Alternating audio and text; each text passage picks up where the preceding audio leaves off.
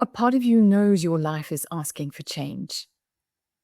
Yet there's this other part of you that is simply terrified by the thought of what this might mean. If I change, who am I without this version of me? The roles I play, the accomplished one, the responsible one. If I let go of these, will I lose what makes me me? Is it normal that I'm reevaluating these roles? That I long to shift from nurturer to something more profound? And what does that change look like? Will I be shifting into something newer or better? Will it be worth the energy? Or will I simply end up substituting one way of being for another that feels equally as dissatisfying? All of these questions, including the conversations you have with yourself at 2 a.m. when sleep eludes you and thoughts become a tangle of fears and ideas you can't manage, make absolute sense in midlife. Your personality, your identity, your very self has been constructed over decades. It's how you've created safety, belonging, a sense of self-worth. Of course, your system resists changing. The real conflict lies in knowing you can't keep living like this on the one hand, and this sluggishness when you think about change on the other, this resistance to risking the loss of what you've got. So interestingly, research seems to suggest there's a reason for this resistance and dissatisfaction. During midlife, the brain apparently experiences both functional and structural changes that make it harder to change established habits, patterns of thought, and unfamiliar information. The implication is that there's literally a slower processing speed, exacerbated by the symptoms of menopause. So, whilst our brains can definitely still change, we need more effort, repetition, and time compared with our younger brain. Decades of experience have created highly efficient, specialized neural pathways, and the brain prefers these. New ones just feel difficult.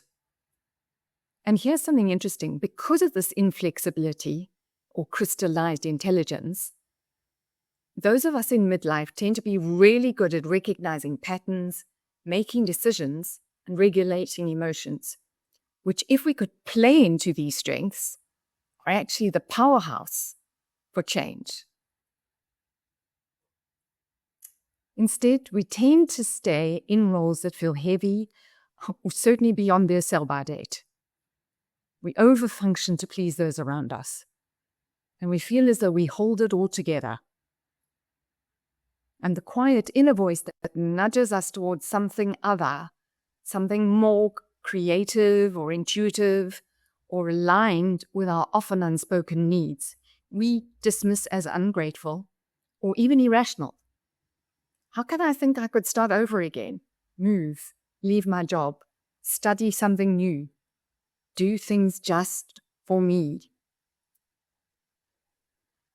And because this voice is having to work against years of habit and shout loud enough that we can actually want to create new neural pathways in our brain to accommodate it, it's just easier to push that feeling of discomfort away, or even swing the other way and make sometimes dramatic and impulsive changes.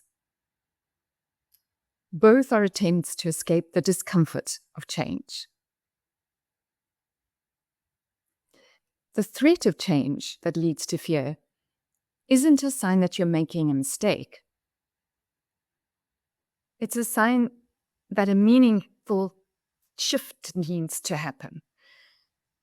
Building one's identity doesn't come to an end. It's a dynamic, lifelong process of becoming, where different factors interact constantly to shift your self-view.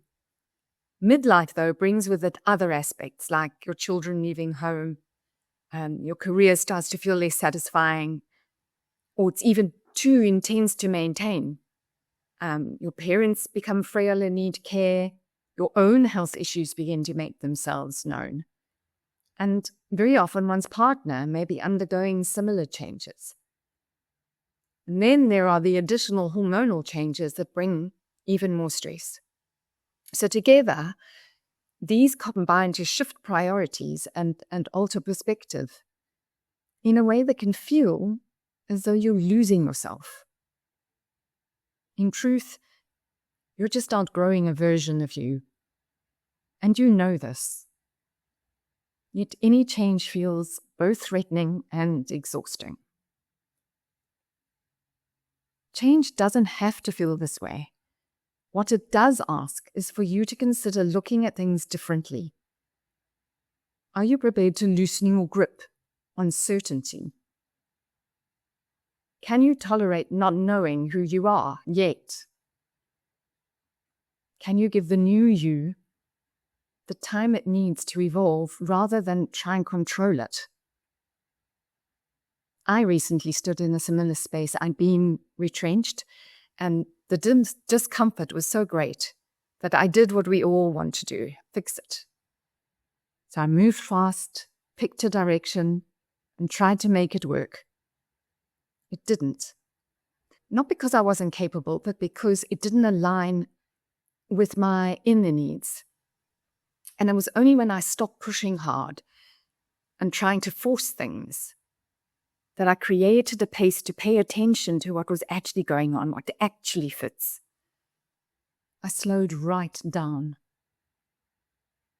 And that in-between space, when you're not who you were, yet you're not sure who you're becoming, that's where the magic happens. You don't have to have it all figured out. So the question isn't just, what do you want next? It's, are you willing to let go of who you've been to become it? And if you're willing, coaching provides the space to explore that safely.